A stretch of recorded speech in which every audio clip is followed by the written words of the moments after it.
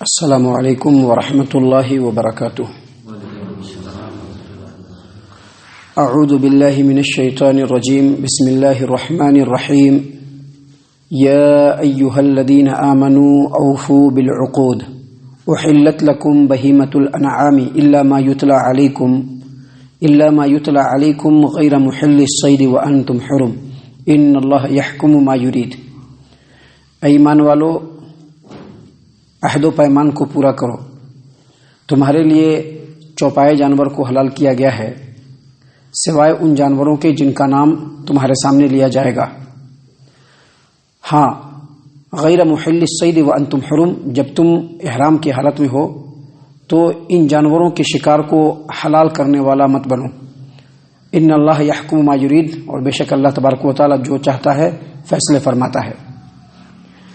معزز سامعین کرام، یہ سورۃ المائدہ ہے، اور سورۃ المائدہ کا جو آرڈر ہے قرآن کریم کے اندر وہ 5ویں نمبر کی سورت ہے، یعنی قرآن کریم میں جو 5ویں نمبر پہ سورت ہے وہ سورۃ المائدہ ہے۔ سامعین کرام، سورۃ المائدہ یہ مدنی سورتوں میں سے ہے، اور اللہ کے رسول صلی اللہ علیہ وسلم کے اوپر جو سورتیں اور آیتیں آخر میں نازل ہوئی ان میں سب سے اخیر نازل ہونے والی سورت ہے یہ۔ سامعین کرام، امام حاکم نے اپنی المستدرک علی الصحیحین کے اندر کتاب التفسیر باب و تفسیر سورۃ المائدہ کے اندر جبیر بن نفیر کی روایت کو بیان کیا۔ وہ کہتے ہیں کہ میں حج کرنے کی غرض سے گیا مکہ، اور اسی دوران حج کرنے کے بعد میں ام المومنین عائشہ رضی اللہ عنہا سے ملا، تو ام المومنین عائشہ رضی اللہ عنہا نے مجھ سے پوچھا کہ اے جبیر، تم سورۃ المائدہ کی تلاوت کرتے ہو؟ تو انہوں نے کہا کہ ہاں میں سورۃ المائدہ کی تلاوت کرتا ہوں۔ تو کہا کہ یہ نازل ہونے والی سب سے آخری صورت ہے، اس صورت کے اندر جس چیز کو حلال پاؤ اس کو حرام سمجھو، اور جس چیز کو حلال پاؤ اس کو حلال سمجھو، اور جس چیز کو حرام پاؤ اس کو حرام سمجھو۔ معزز سامعین کرام، اس صورت کے اندر اللہ تبارک و تعالیٰ نے بہت سارے احکام بیان فرمائے ہیں، اور صورت کے آغاز میں اللہ تبارک و تعالیٰ نے ایمان والوں کو مخاطب کیا ہے۔ اللہ تبارک و تعالیٰ نے کہا یا ایھا الذین آمنوا، اے ایمان والو۔ اے لوگوں نہیں کہا ہے، بلکہ کیا کہا؟ اے ایمان والو۔ سامعین کرام، اس سلسلے میں امام ابن ابی حاتم نے تفسیر ابن ابی حاتم کے اندر عبداللہ ابن مسعود رضی اللہ عنہ کی ایک روایت کو بیان کیا ہے۔ وہ کہتے ہیں کہ ایک آدمی عبداللہ ابن مسعود رضی اللہ عنہ کے پاس آیا اور کہا کہ مجھ کو کچھ وصیت کیجیے۔ تو کہا کہ دیکھو، جب قرآن کریم میں اللہ تبارک و تعالیٰ یا ایھا الذین آمنوا کہیں تو غور سے سنو، کیونکہ جب اللہ تبارک و تعالیٰ یا ایھا الذین آمنوا کہتے ہیں تو اس کا مطلب یہ ہے کہ اس کے بعد اللہ تبارک و تعالیٰ کوئی خیر کی بات بیان کریں گے، جس کی خیر سے تم کو روشناش کرانا ہو، آگاہ کرانا ہو، یا نہیں تو یا ایھا الذین آمنوا کے بعد کوئی شر کی بات کہیں گے جس شر کی برائی سے آگاہ کرنا مقصود ہوگا۔ لہذا جب یا ایھا الذین آمنوا اللہ تبارک و تعالیٰ فرمائے تو اس کے بعد جو باتیں آئیں اس کو بہت ہی غور و فکر سے سننا۔ معزز سامعین کرام، اللہ تبارک و تعالیٰ نے فرمایا یا ایھا الذین آمنوا اوفوا بالعقود، اے ایمان والو عقود کو پورا کرو۔ عقود کو، یہ جو عقود ہے یہ عقدن کی جمع ہے۔ عقدن کا مطلب ہے گرہ لگانا، یہ عقدن یا عقودن گرہ لگانے کے لیے استعمال ہوتا ہے، لیکن وعدہ اور عہد و پیمان کو مضبوط کرنے کے لیے بھی اس کا استعمال ہوتا ہے۔ یہاں پر اللہ تبارک و تعالیٰ نے کہا یا ایھا الذین آمنوا اوفوا بالعقود، اے ایمان والو عہد و پیمان کو پورا کرو۔ یہاں پر عقود سے مراد اللہ تبارک و تعالیٰ کے احکام ہے، جس کی ذمہ داری اللہ تبارک و تعالیٰ نے ہر انسان کے اوپر رکھی ہے۔ یعنی اللہ تبارک و تعالیٰ جب یہ فرما رہے ہیں کہ یا ایھا الذین آمنوا اوفوا بالعقود، کہ اے ایمان والو عہد و پیمان کو پورا کرو، تو اس کا مطلب یہ ہے کہ اللہ تبارک و تعالیٰ یہ کہہ رہے ہیں کہ اسلام کے جو احکام تمہارے اوپر لاگو ہوئے ہیں اس کو پورا کرو۔ اور اسی طرح سے عقود کا مطلب یہ بھی ہے کہ جو ہم لوگ ایک دوسرے سے عہد و پیمان کرتے ہیں، بہت ساری چیزوں میں، بہت سارے معاملات میں، یہ کام کریں گے، یہ کام آپ کا ضرور کریں گے، ہم لوگوں کے درمیان یہ معاہدہ ہے۔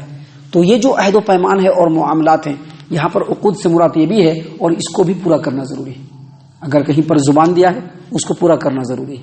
اللہ تبارک و تعالیٰ نے اسی طرف اشارہ کرتے ہوئے کہا کہ یا ایھا الذین آمنوا اوفوا بالعقود، اے ایمان والو عہد و پیمان کو پورا کرو۔ اس کے بعد اللہ تبارک و تعالیٰ نے فرمایا احلت لکم بہیمۃ الانعام، تمہارے لیے بہیمۃ الانعام کو حلال قرار دیا گیا ہے۔ بہیمۃ الانعام یہ دو الفاظ ہیں، پہلا لفظ کیا ہے؟ بہیمۃن، اس کا مطلب ہوتا ہے چوپائے جانور، چار ٹانگوں والا جانور۔ یہ بہیمۃن اس کی جو اصل ہے یہ بہمن یا ابہامن ہے۔ بعض اہل علم نے کہا ہے کہ چوپائے جانور کو بہیمۃن کیوں کہا جاتا ہے؟ اس لیے کہا جاتا ہے کہ اس کی جو آواز ہوتی ہے، اس کی جو بات ہوتی ہے، اس کے جو عقل اور فہم ہوتے ہیں، یہ سب پوشیدہ ہوتے ہیں، لوگوں کو سمجھ میں نہیں آتے ہیں، اس لیے بہیمۃن کہا جاتا ہے چوپائے جانور کو۔ اور الانعام کا مطلب ہے چار قسم کے 8 جانور، اونٹ اس کا میل فیمیل، گائے بیل، اسی طرح سے بکرا بکری، چھیلا چھیلی۔ اردو زبان میں کہتے ہیں اونٹ اس کا میل فیمیل، بیل اور گائے، یا اسی طرح سے بکرا بکری یا پھر بھیڑ، اردو زبان میں اس کو بھیڑ کہتے ہیں، جس کو شیپ کہا جاتا ہے، اس کا میل فیمیل، اس کو کہتے ہیں انعام۔ اللہ تبارک و تعالیٰ نے کیا فرمایا کہ احلت لکم بہیمۃ الانعام، اللہ تبارک و تعالیٰ نے تمہارے اوپر بہیمۃ الانعام کو حلال قرار دیا ہے تمہارے لیے۔ بہیمۃ الانعام جو ہے وہ 8 قسم کے جانور، جیسا کہ میں نے بتلایا ابھی۔ اللہ تبارک و تعالیٰ نے اسی قرآن کریم کے اندر سورۃ الانعام کے اندر آیت نمبر 143 144 میں اس کی پوری تفصیل بیان فرمائی اللہ تبارک و تعالیٰ۔ من الضأن اثنین ومن المعز اثنین، اور آگے فرمایا ومن البقر اثنین ومن الابل اثنین ومن الابل اثنین ومن البقر اثنین۔ یہ 8 قسم کے جانور ہیں جو 4 ہیں، اور اس کا میل فیمیل 8 قسم کے جانور، اسی کو بہیمۃ الانعام کہتے ہیں۔ لیکن یہاں پر مفسرین نے یہ بھی کہا ہے کہ اس کے علاوہ بھی چوپائے جانور جس کا عام طور پر انسان شکار کرتے ہیں، جیسے ہرن، یہ بھی حلال ہے، نیل گائے یہ بھی حلال ہے، یا اس طرح سے جو بھی جانور ہیں وہ حلال ہے جس کا شکار کرتے ہیں۔ لیکن یاد رکھا جائے کہ اللہ تبارک و تعالیٰ نے جن جانوروں کو حرام قرار دیا ہے وہ نبی اکرم صلی اللہ علیہ وسلم کے فرمان کے مطابق ہر وہ جانور جو ذو ناب ہو، یا ہر وہ پرندہ جو ذی مخلب ہو، ذی مخلب، یہ دونوں طرح کے جانور اور پرندے جو ہے وہ حرام ہیں۔ ذو ناب کس جانور کو کہتے ہیں؟ جس کے 2 دانت یہاں پر نکلے ہوتے ہیں، کیچلی والے دانت ہیں، جس سے وہ شکار کو پکڑتا ہے اور چیر پھاڑ ڈالتا ہے، جیسے شیر ہے، چیتا ہے، بھیڑیا ہے، کتے ہیں، آپ دیکھیں گے اس کے 2 دانت نکلے ہوئے ہوتے ہیں۔ تو اس قسم کے جتنے بھی جانور ہیں وہ سب کے سب حرام ہیں۔ اور ذی مخلب کہتے ہیں ایسے جانور جو پنجہ مار کر کے شکار کرتا ہے، ناخن ہوتا ہے، اس ناخن سے وہ مارتا ہے اور شکار کرتا ہے، جیسے باز ہے، شکرا ہے، چیل ہے، کوے ہیں، یہ سب کیا ہے؟ پنجہ مار کر کے شکار کرتا ہے۔ تو اللہ کے رسول صلی اللہ علیہ وسلم کی حدیث کے مطابق ایسے جانور جو ہے وہ حرام ہیں۔ اس کے علاوہ جو اللہ تبارک و تعالیٰ نے فرمایا کہ بہیمۃ الانعام یہ حلال ہے، یا وہ جانور جس کو شکار کیا جاتا ہے جیسے ہرن ہے، اسی طرح سے جو ہے نیل گائے ہے۔ لیکن اللہ تبارک و تعالیٰ نے مزید یہ بھی فرمایا ہے کہ احلت لکم بہیمۃ الانعام، تمہارے لیے چوپائے جانور کو حلال قرار دیا گیا ہے۔ لیکن آگے اللہ تبارک و تعالیٰ نے یہ بھی فرمایا کہ غیر محل الصید وانتم حرم، لیکن جب تم احرام کی حالت میں ہو، حج کرنے کے لیے گئے ہو، احرام باندھ لیو، یا عمرہ کرنے کے لیے گئے ہو، احرام باندھ لیو، تو احرام کی حالت میں ان جانوروں کا شکار نہیں کر سکتے ہیں، کسی بھی جانور کا شکار نہیں کر سکتے، کسی بھی پرندے کا شکار نہیں کر سکتے، اس کو حلال بھی نہیں جاننا ہے۔ احرام کی حالت میں شکار کرنا حرام ہے۔ اور اسی درمیان میں اللہ تبارک و تعالیٰ نے فرمایا الا ما یتلی علیکم، یعنی جو جانور حرام ہے اس کے بارے میں آگے بیان کیا جائے گا۔ آگے یہ آیت نمبر 1 ہے، سورۃ المائدہ آیت نمبر 1، اس کے بعد آیت نمبر 2، اور اس کے بعد جو آیت نمبر 3 ہے اس میں اللہ تبارک و تعالیٰ نے ان جانوروں کا جو حرام ہے تفصیل سے ذکر فرمایا ہے۔ اور اس کے بعد آخر میں اللہ تبارک و تعالیٰ نے فرمایا ان اللہ یحکم ما یرید، اللہ تبارک و تعالیٰ جو چاہتا ہے فیصلہ کرتا ہے، کیونکہ وہ مالک الملک ہے، اسی نے ہم لوگوں کو پیدا کیا ہے، اسی نے پورے کائنات کو پیدا کیا ہے، وہ جو چاہے حکم دے، یہ اللہ تبارک و تعالیٰ کی مرضی ہے۔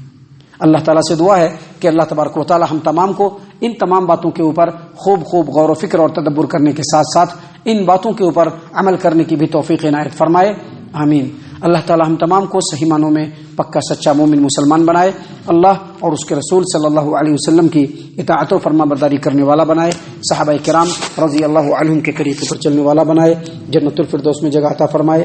اے اللہ ہم تمام کو جہنم سے پناہ دے، اے رب العالمین ہم تمام کو جہنم سے پناہ دے، اے مالک الملک ہم تمام کو جہنم سے پناہ دے. آمین یا رب العالمین. وما علینا الا البلاغ المبین.